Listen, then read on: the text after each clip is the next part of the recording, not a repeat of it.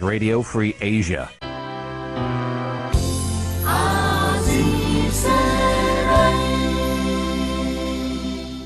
មនុស្សជាច្រើនបានស្ដីបន្ទោសដល់លោកលន់ណុលថាជាមនុស្សដែលធ្វើឲ្យប្រទេសកម្ពុជាធ្លាក់ទៅក្នុងភ្លើងសង្គ្រាមដ៏វិនាសហិនហោចរហូតដល់ក្រោយមកមានរបបវាលពិឃាតខ្មែរក្រហមជាដើមគឺដោយសារថាលោកលន់ណុលនិងបព្វពួករបស់គាត់បានធ្វើរដ្ឋប្រហារទម្លាក់សម្ដេចឪពីអំណាចគេអាចនឹងបន្ទោសទៅប្រធានាធិបតីលន់ណុលបានពីព្រោះគាត់ចាញ់ប៉ុន្តែរឿងនេះមិនមែនចឹងទេរឿងវាវែងឆ្ងាយណាស់តែហេតុអីបានធ្វើរដ្ឋប្រហាររឿងរដ្ឋប្រហារពីរឿងពយន្តរឿងធំមកវៀតណាមកុម្មុយនីសខាងជើងនោះដែលគេកំពុងតែច្បាំងជាមួយនឹងយួនគ្នាគេខាងត្បូងហ្នឹងហើយដែលមានគេច្បាំងជាមួយប្រឆាំងអាមេរិកដើម្បីជួយយួនខាងត្បូងហ្នឹងគេត្រូវការដីយើងចូលមកដីយើងដល់ចូលមកដីយើងមកសម្ដេចជានោះនឹងលោកស្ងាត់ខិបគប់ស្ងាត់ហ្នឹងគ្នាគាត់ស្ងឹតគប់ស្ងាត់ហ្នឹងបានលុយបានកាក់ខ្លះបាននេះបាននោះខ្លះហើយក៏វៀតណាមគេប្រសពធ្វើទូតណាដូច្នេះហើយលោកក៏ស្ងាត់ឲ្យយួនខាងជើងហ្នឹងវៀតណាមខាងជើងគេនៅចំនួនពី400នាក់រហូតឡើងរហូតទៅ80000នាក់នៅក្នុងខាងព្រៃវែងខាងកំពង់ចាមស្ងាត់ហើយយើងអត់ដឹងទេខាងរដ្ឋាភិបាលខ្មែរយើងអត់ដឹងទេមានអ្នកខាងទាហានគេដឹងប៉ុន្តែខាងរដ្ឋាភិបាលអត់បានដឹងទេដល់ពេលរឿងនោះវាបែកការឡើងដល់វាបែកការឡើងបានតែគេសុំឲ្យស្នើជានោះដោះស្រាយរឿងហ្នឹងក៏លោកយាងទៅស្រុកបារាំងទៅដល់ទៅយ៉ាងហើយអ្នកដែលនៅសល់ហ្នឹងមាននាយករដ្ឋមន្ត្រីលន់ណុលនិងនាយករដ្ឋមន្ត្រីស្ដីទីស្រីមតៈហ្នឹងទាំងអស់នេះរដ្ឋាភិបាលហ្នឹងបានសុំឲ្យសម្ដេចលោកយាងមកវិញមុនមកគេសុំឲ្យលោកយាងមកវិញទៅហើយគេសុំចរចាឲ្យសុំបញ្យលគេជូនទូតមានទ្រង់កន្តលដែលជាអតីតនាយករដ្ឋមន្ត្រីលោកមានប្រសាសន៍ថាសុំឲ្យលោកលន់ណុលសុំឲ្យសម្ដេចយាងមកវិញហ្នឹងក្រោយពីធ្វើរដ្ឋប្រហារហើយមិនទាន់ហេតុអីចាំបាច់យាងព្រះអង្គមកនៅពេលមិនទាន់ធ្វើរដ្ឋប្រហារតែព្រះអង្គត្រូវតែយាងមកវិញដដែលណាទេមុនកាលនោះដែលសុំឲ្យដដែលបានយាងដល់យើងគឺប្រជាជនដែលធ្វើបាតកម្មប្រឆាំងនៅវៀតណាមនៅស្រុកយើងហ្នឹងប្រជាជនមុនដំបូងប្រជាជនហ្នឹងធ្វើបាតកម្មសុំឲ្យបកណាលោកយាងមកវិញមែនរឿងរ៉ាវច្រើនណាស់ហើយដល់ទៅសុំលោកចរចានិយាយទូលរឿងថាព្រះអង្គរឿងនេះជាមួយវៀតណាមហ្នឹងលោកខ្ញាល់ខ្លាំងណាស់លោកដេញគេដេញឯងលោកខ្ញាល់ខ្លាំងណាស់បានតែពួកនោះត្រឡប់មកវិញ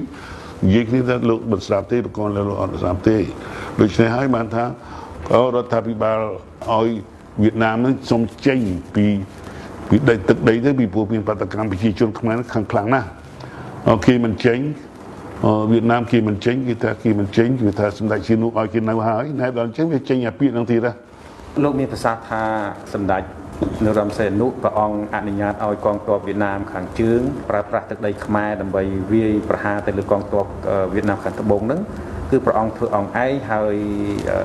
អត់មិនសូវមានអ្នកណាដឹងទេ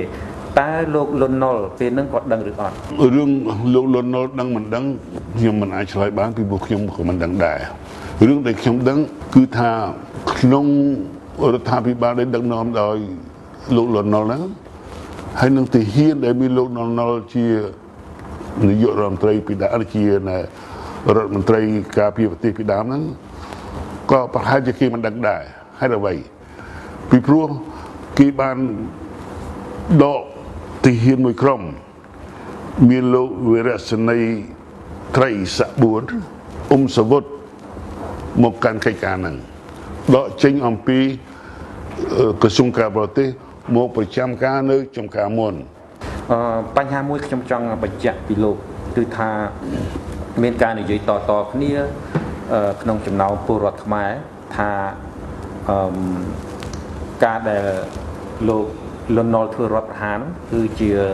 គំនិតរបស់សម្ដេចព្រះនរោត្តមសីហនុដើម្បីឲ្យឱកាសឲ្យលោកលន់ណុលបណ្ដេញពួកកងទ័ពវៀតណាមកុម្មុយនីសខាងជើងចេញពីទឹកដីកម្ពុជាក្រោយបន្ទាប់ពីព្រះអង្គអនុញ្ញាតឲ្យពួកកងទ័ពវៀតណាមកុម្មុយនីសមកនៅហើយមិននៅកាន់តែច្រើនទៅព្រះអង្គហាក់ដូចជាលងហាក់ដូចជាមិនអាចដោះស្រាយចង់ឲ្យគេចេញវិញបានដូច្នេះលោកត្រូវប្រើវិធីសាស្ត្រនេះតើពិតឬមិនពិតបាទ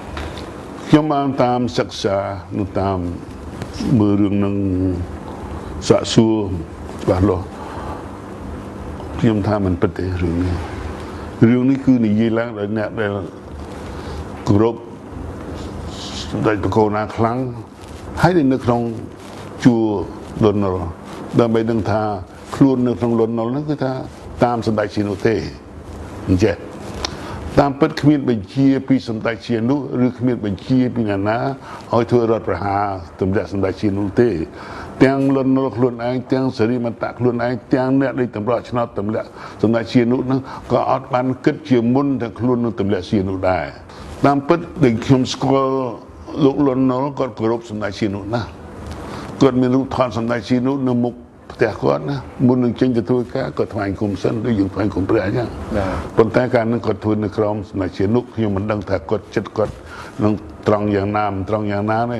ប៉ុន្តែខ្ញុំស្គាល់លន់នល់ដែលខ្ញុំនៅជាមួយគាត់ពេលក្រោយសង្គ្រាមធ្លាក់ហើយនៅផ្ទះជាមួយគ្នានឹងតែជាជាមួយគ្នាទើសភ្លឺធ្វើទៅរលយប់រឿងសង្គ្រាមហ្នឹងខ្ញុំថាគាត់ចិត្តត្រង់ណាស់គាត់មិនចឹងទេលន់នល់ដូចមិនចេះកុហកទេមិនចេះភ័ព្វភូទេលន់នល់គាត់ត្រង់គាត់ខ្មែរត្រង់ច្បាស់លាស់ណាគាត់ច្បាស់លាស់ណាគាត់គ្រាន់តែយឺតបន្តិចគាត់ត្រង់ច្បាស់លាស់គាត់ច្បាស់លាស់ខ្ញុំមិនជឿថាមានអ្នកណាឲ្យបញ្ជាអ្នកណាក្នុងការទម្លាក់សម្ដេចសៀនុទេលោកបានប្រាប់កាសែតនៅក្នុងស្រុកថានៅថ្ងៃទី1ខែ4ឆ្នាំ1975ហ្នឹងលោកបានឡើងបឋមភរិយៈជាមួយលោកប្រធានាធិបតីលន់នល់នៅចំការមនហើយនៅពេលនោះលោកប្រធានាធិបតីលន់នល់មកស្រក់ទឹកភ្នែកមុននឹងឡើងយន្តហោះតើលោកអាចរៀបរាប់បន្តិចទេតើទស្សនវិជ្ជាសភាពនៅពេលនោះយ៉ាងម៉េចដែរបាទទស្សនវិជ្ជានៅខែ1ខែមេសាហ្នឹងណា